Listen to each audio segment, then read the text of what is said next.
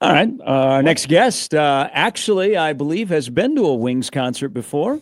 He joins us now from On 3, 93.7 The Ticket, Husker Online, everything else that Stephen M. Sipple does. Good morning, Sip. Hey, how are you guys doing? Doing. You have any silly love songs that you're just bouncing around in that noggin of yours? There's a Glenn Fry song, a love song. Okay. It's one of the if you could probably figure it out. Glenn Fry sings the best love song I think I've ever heard. What was your first dance song with your lovely wife? Well, I'm sorry, I'm divorced. I didn't know. I'm sorry. But when you did marry, when you did get married, when you got married, get along. We're getting along better now. But no, there's a lot of love songs That's that are good. figured into my life for various reasons. But I don't know. The Glenn Fry one came to mind. But I'm saying when it happened, what did you dance to at your wedding? The one you love. I can't. I don't think we did. We had an outside wedding. We didn't even do that music thing. Oh, We're well, outside. That was it should have told you everything you need to know where that marriage was going, Sip. But you're happier and she's happier. And Trix is she's an amazing woman. We actually get along better now, so it's good. So I'm sorry for bringing up the past. The one you love is about as good as it gets as far as love songs go. Yeah. You know what? And this is the thing. Okay. So let's just do this interview off of that song, because I agree with you. That is a really, really good song. I know that at times Matt Rhule needs a friend. He needs someone he can talk to. And he does that on Mondays. He always, man, he was feeling himself, Sip, on Monday. Post Rose Bowl, post Latif, post Emmett, 7-3, bye week. I'm staying here. Come help me build this. I'm not going anywhere. So he was feeling himself, but he always drops little hints and little things. One of the things that I thought that he dropped, will be curious when we get to the end of the season, because we're in silly season where there's some really good jobs out there that need head coaches, and those head coaches are going to have to build their staff. Do you think that there are some guys on this staff, maybe guys that have strong Florida connections, that Nebraska will have to hold on to keep the staff together? It's a really astute question, because he did make it pretty clear that he wants the staff to remain intact as is, right? He did work that into the conversation, and it wasn't asked about it. Ooh, that's a good point. And by the way, really strong knowledge of the nature of that Glenn Fry song by you. Wow. But that's you know your music really well. He does. Anywho, I do think. I mean, one of my big takeaways from that press conference in a low key way was that he wants to keep the staff together. It sounded like, and there would be some guys that would be it. I mean, come on, just think about Eckler right now. Mm-hmm. Like Eckler, some SEC team trying to poach Eckler. Eckler's he's one of the best special teams coaches in the country. He did it at Tennessee in the SEC. Then he came here and in his own kind of way, in the background way, said, well, I'm going to turn it around. And he did. That would be one guy for sure. And there's probably others. I mean, Addison Williams would be a guy that's got a connection to the South and has been in the SEC. He was at Auburn. He has been in the state of Florida. I mean, Nebraska really, really likes him. The DBs really like Coach Williams. Yeah, that's a great one. And I'm glad you mentioned Addison Williams, because he's the sort of the personality-wise antithesis of Eckler. And I like corner. He's a secondary coach, but I like corners coaches who are very even keel. The position is it can be so volatile. You know, you get beat and it's a big deal. And it's nice to have a reassuring, quiet type of coach on the sideline, in my opinion. I've always felt that. And Rhule has voiced that, by the way. Mm-hmm. Yeah, Addison Williams will never toot his own horn, so to speak, but he's done an excellent job back there with help. I mean, he works for a defensive coordinator who's a DB's coach, which I'm sure that helps. How important is Pat Stewart?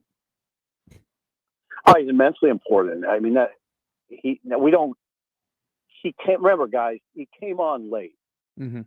right? He came on probably too late. I mean, that hire should have been made, last fall. So he was ready for the portal period last winter, but he came afterwards. So we really haven't. This is the first time this portal go round that we'll be able to sort of assess him in a more meaningful way.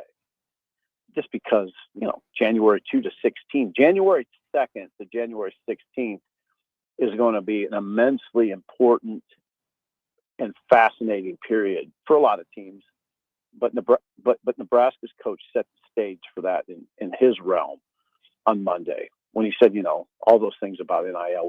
We can go get anybody we want now. And let's face it, Nebraska's got to go get some guys, especially when you think about next year's schedule and how it ramps up.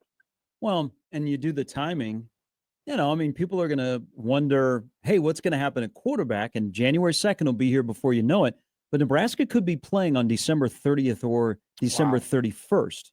So There could be guys playing that have knowledge that in 2 days they're going to be peace, I'm out. Should be very awkward.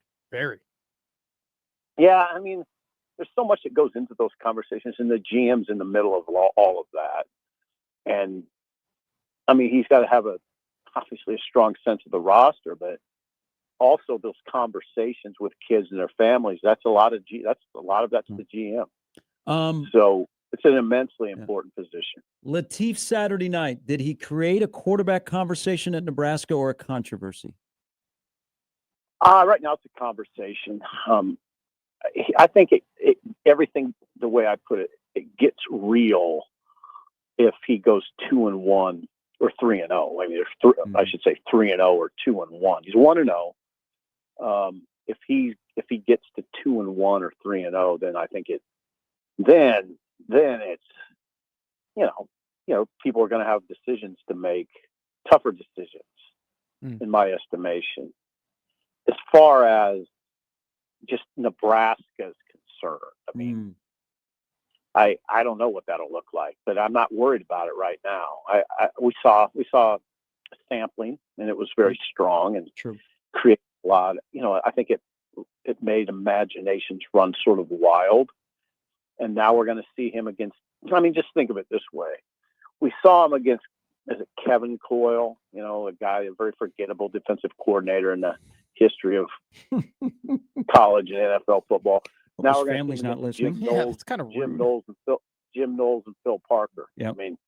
The world's going to change quite a bit. Steve, I thought that Dana called his best game of the season, and I thought that the play calling just made sense. I don't know. It's hard you can't really put it to numbers or anything other than you just kind of see how the plays progress one another, and you're like, all right, this makes a lot of sense. The sequence makes sense. Why do you think it seemed easier for him to have better sequences of plays with TJ than with Dylan? It's pretty simple to me. There's guys running open, and that hasn't always been the case this year. There were guys running open, and Latif hit him, and he did good. He was poised, and I'm not discrediting anything Nebraska did or Latif did, but UCLA was the worst third down defense in America. Yeah. And they were, what were they overall? 124th. Yep. And I'm not, again, I don't, now it sounds like I'm full-fledged discrediting the Triumph and what Latif did. I'm not, but there were guys running open, and that helps. And you know what? It's one of the rare times this year we saw Nebraska get in a rhythm. They were in rhythm much of the time. So I think you give Latif a lot of credit, but I do think you got to factor in the opponent. That's why, now listen, Penn State's not played great defense. They're 83rd in the country in run defense. They're not doing anything. I don't think in any category except, I'm trying to go off memory, I think maybe they're 17th in pass defense. But they're not a top 25 defense. Now, Iowa, on the other hand, is a top 10 defense in most every meaningful category. The big ones: total defense, scoring defense, rush defense. They're strong, or maybe not rushing, but pass defense. They're not bad in rush defense. So that's not UCLA. Not only is UCLA not very good, I don't think they showed up to play. I mean, they didn't look all that engaged from the jump. So you got to put everything in that context. But yeah, they got in a rhythm. Nebraska got in a rhythm, and they executed. I mean, that was high execution throughout that they game. Did. Yeah. They did. He put balls on the money, and Emmett does his thing. Emmett really helps the entire conversation. I wasn't going to ask you about him, but are you just, because I'm operating that we get 3 more times to watch 21 play running back. Are you operating the same way? Yeah. Yeah. Yeah, I am. It would be nice. I know. I mean, I don't only say be nice if he'd be back. I think for his sake that he should be all in on going to the NFL.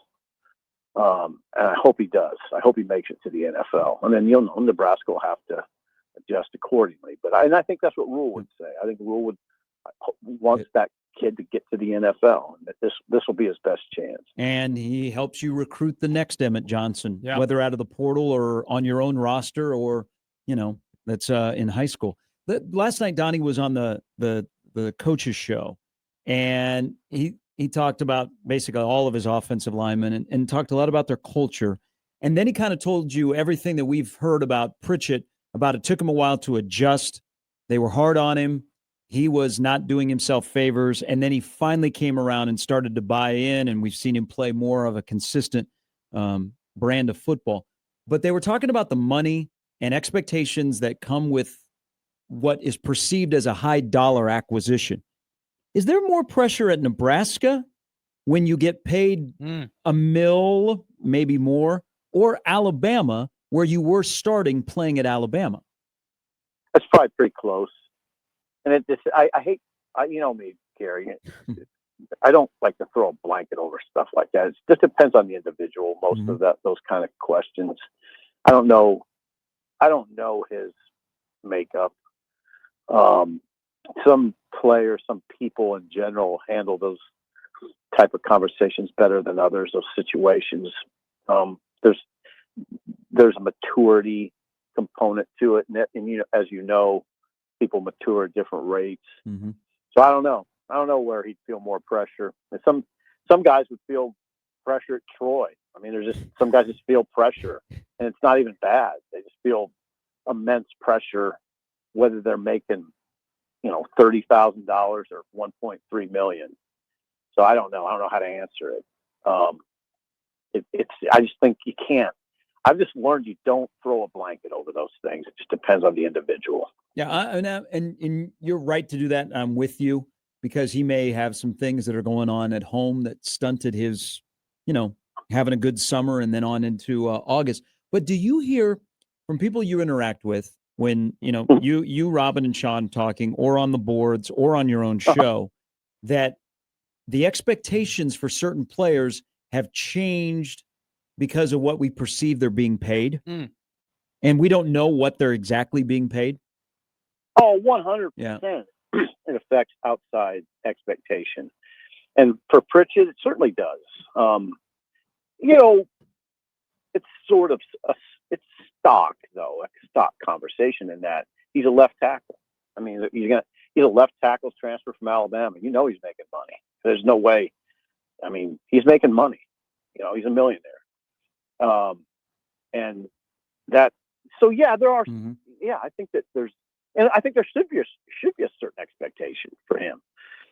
Now you ask me how he handles it, I don't know, but I'm not gonna say there shouldn't be an expectation. There should be. Here's the thing about Pritchett. I'm really starting to like Pritchett. Pritchett's good. Pritchett in the last 6 games, I'd say, is starting to look like what you would expect, and I appreciate it. I've learned that these guys don't all belong at the same rate, and and maybe he's taking a little bit longer for whatever reason. But I know when he walks out there, it looks really good. And I know he's not having a lot of problems right now. In fact, if I were running that show there, God forbid, I would get a bookend. I'd try to get another Pritchett and stick him on the right side. Yeah, that's what I would be doing. And then move Gatula to guard? Yeah. Move Gatula to guard. You have Evans back, and you gotta go get another guard probably, or Mischak is an option. They got some options in the program. You don't necessarily have to go get a guard, but I would definitely try to get another Pritchett-like tackle and pay big money for him. Look, your eyes don't deceive you. Gary and I were looking at the numbers literally before we started talking to you. He's given up 1 sack and 2 hurries in his last 4 games, which is mightily improved from giving up 3 sacks and a bunch of other pressures before that. I do want to stick on the offensive line, Steve, because, and you've been following this, since Donovan, you've been following the team, obviously, since Donovan Rhule became the offensive line coach. The last couple of games, the USC game, the UCLA game, the Northwestern game, this offensive line has looked a lot better. And it's eerily similar to 2022 when that offensive line wasn't that great, but in the back half of the season, they got better. And last year, you could point out to the Wisconsin game, the USC game, that, hey, in the back half of the season, the offensive line improved. Why can't the offensive line come out hot out the box? Why does it have to be, in your opinion, a process where it takes them 7-8 games under Donovan Rhule to finally show, hey, this is what we thought you could have been the whole time? I think back to those previous years, but this year I think what's happened as the season progressed was, I think, after the alarm bells rang at Minnesota, when we saw this very extreme circumstance, right? 9 sacks. It was so when there's extreme circumstance, then things change quickly, or guys lose their jobs, And I think there was an adjustment, and they started getting the ball out. They emphasized some things that maybe should have been emphasized. And some of it, Matt, had probably not a lot to do with the offensive line. Sure. Like simple as getting the ball out, emphasizing certain parts of the offense that maybe weren't emphasized. They started getting the ball out. I mean, a lot of it. And, not having such long developing routes all the time, or changing progressions a little bit. Sometimes it's just tweaks. But we ran into the extreme, 7 sacks. Michigan had 7 sacks. How many did Michigan State have? I think there was a 5-sack game in there. It just got to be an inordinate number. And now that's when action has to happen, or the season goes off the rails and guys lose their jobs. That's simple as that. Enjoy the bye week. Spend a little time outdoors, whatever else you're going to do, or maybe just sit on the couch and watch football. Yeah, I don't know what I'm going to do. The weather's going to be so good. I want to watch that USC. Well, there's a good BTN doubleheader, USC Iowa and Nebraska basketball. Yeah. So I'll probably have to do that. You see any celebrities in LA? Oh, did I? Now that you mention it, Jackie Robinson's wife and daughter were at the game. We're staying in the same hotel as us. Oh, cool. Because they live there in Pasadena, because their house was one of the ones that were affected by the fires. She was sitting in the lobby one day. I had a feeling it was her, and then Sean ran into the daughter Sean Callahan ran into the daughter on the elevator. So that was pretty cool. That's nice. But as far as like movie stars, now that you mention it, I did not see anybody. Did you meet Bill Murray when he was in for the Northwestern game? No, I didn't even know. I didn't even know he was here until Sunday. Oh no, that would have been a My great lack combo of between awareness you two. is starting to concern me. Yeah, there's a lot of things that get by me these days, it seems like. Not everything, Sip. Hey, as always, appreciate it. Have a great weekend. We'll talk next week before you head to Pennsylvania. Great questions. Thank you. Thank you. Hey, by the course way, he will is. you head to Pennsylvania for a night game? Yeah, they go to Pennsylvania no matter what. No. Do you think it'll be a night game? Oh, Oh, I thought you meant if it's a night game, would it preclude you from Oh, going? No. I thought that was interesting. Yes, that's where I think that's where it's going. Okay. I do think wait, that. Sip, real quick. Tampa or Nashville? I'm sorry. Tampa Bay or Nashville? Where would you rather want to go for, an event, let's say? Oh, 100% Nashville. 100% Nashville. Okay. All right. Well, maybe it'll happen. Sip, thank you. All right. God bless both of you. Yeah, God bless you. God bless. Yeah,